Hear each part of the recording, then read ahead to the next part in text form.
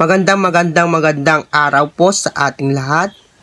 Today, our group will discuss the topic all about actual polygraph testing.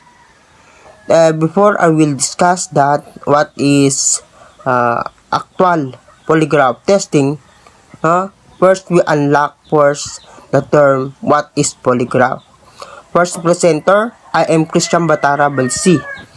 Now, when you say a polygraph, that is the scientific method of the detecting deception with the use of a polygraph instrument. This is the other term, the name of lie detection. And the definition of the polygraph, that is etymologically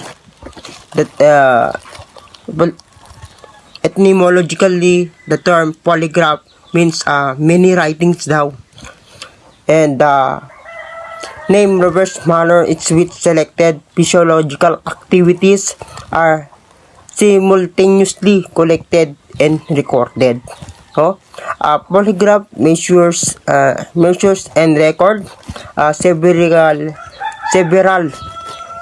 physiological indicates such as blood pressure, pulse, respiration, and skin conductivity, while the subject is asked and answer the series question.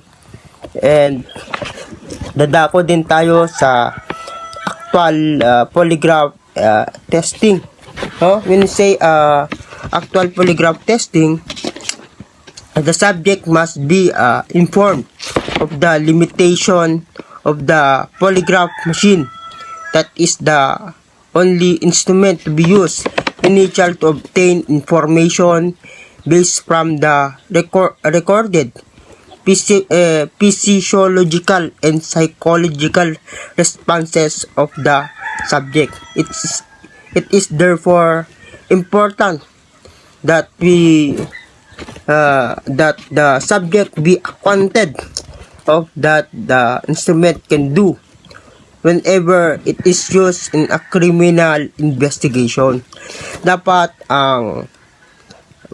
ma-inform mo ang limitation ng polygraph machine sa subject para alam niya din ang hangganan ng polygraph examination, At dapat masabi mo din sa kanya ang kanya mga karapatan.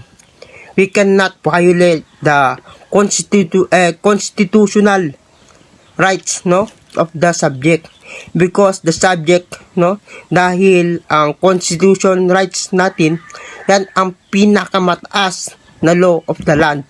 Dapat masabi mo sa kanya, and no one can be forced to undergo polygraph examination.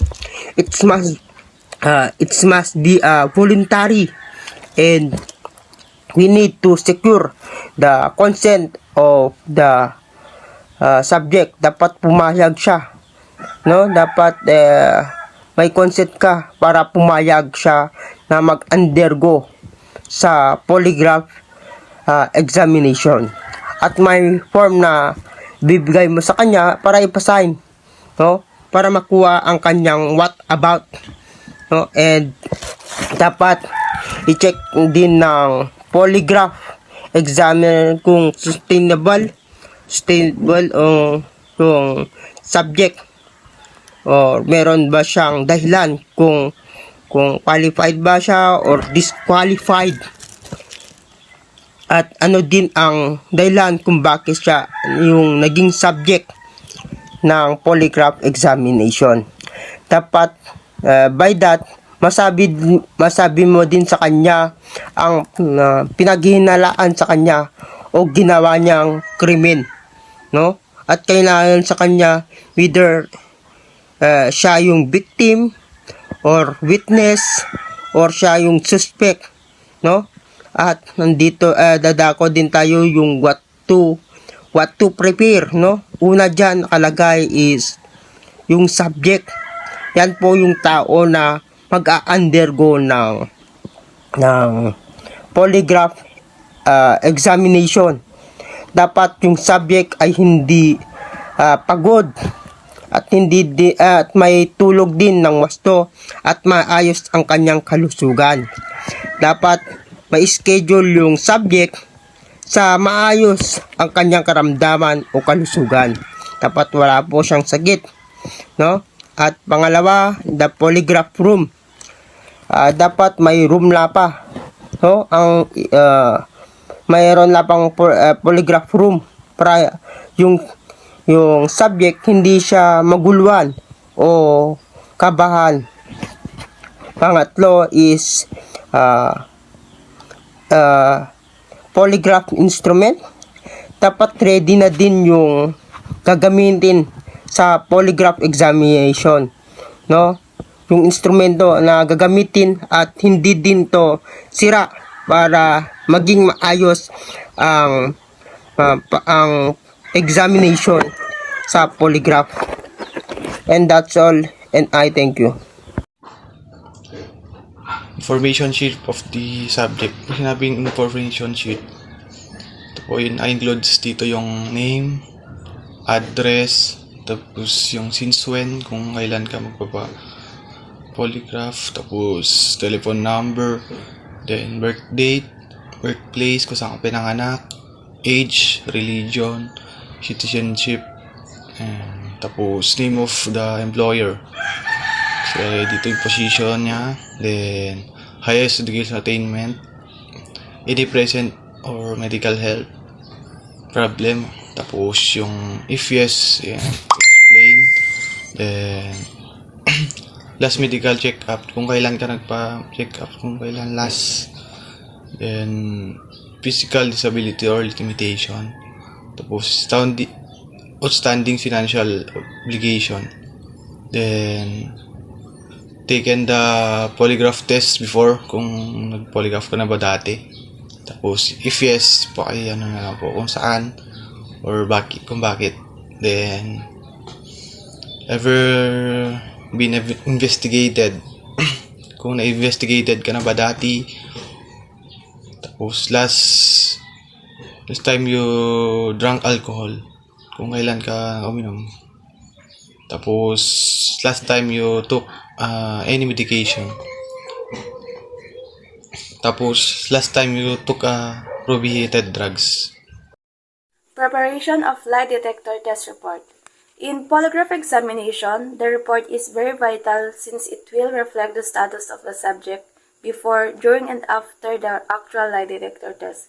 Whatever result may be obtained in the examination, report must be done to show that there was really an examination conducted. So, sinasabi dito na ang lie detector test report ay napakahalaga dahil ito ay naglalarawan ng isang tao bago at pagkatapos mailalim sa isang examination. So, anuman ang magiging resulta or kinalabasan ay dapat may nagawang report para masabi o maipakitang may naganap kang examination. The examiner cannot immediately conclude the result unless an examination is conducted following the standards of polygraph examination. The findings may come into different perspectives. It can be truthful, deceptive, or inclusive, and this has to be violated.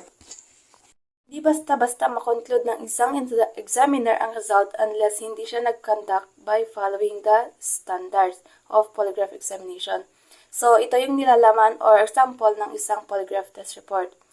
Una is yung date kung kailan na-examine yung subject. Pangalawa, kung sino yung subject. Tapos, yung date of birth, reference or investigation case, office or company kung saan siya nagtatrabaho, at kung anong position niya sa kumpanyang yun. Doon naman sa case summary, ilagay, for example, sa shooting incident, ilagay lang yung pinaka-detail ng pangyayari kung guilty ba yung subject or may involvement siya sa naganap na shooting incident. Purpose. The purpose of examination is to determine whether or not the subject has any knowledge of, participation in, connivance with anybody regarding the case under investigation. So, dito naman sa purpose ng polygraph examination ay para matukoy kung ano kung yung subject ay may kinalaman o involvement sa investigasyon ng kaso. Procedure. After explaining the case, the purpose, the instrument, capability, and the procedure, he voluntarily submitted to the polygraph examination as attested by the enclosed consent to polygraph examination. Blood volume and pulse beat. The examiner observed the standard set by the Philippine Polygraph Examination Policy and American Society for Testing Material or ASTM.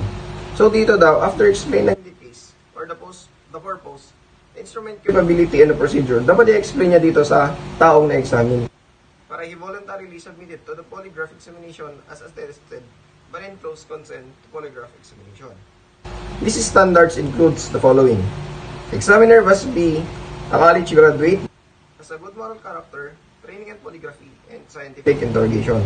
So dito daw is dapat yung examiner must be a college graduate, meron siyang good moral character and training on polygraphy and scientific interrogation. Second, the instrument must record at least 3 systems of the human body. Respiratory, tracing, or yung pattern of breathing ng isang tao. Next, electrodermal, tracing, and cardiovascular, or yung sweating or pagpapawis ng isang tao. And last is blood pressure or blood volume and pulse beat tracing. Dito naman is makikita natin yung blood pressure or blood volume and pulse beat ng isang subject.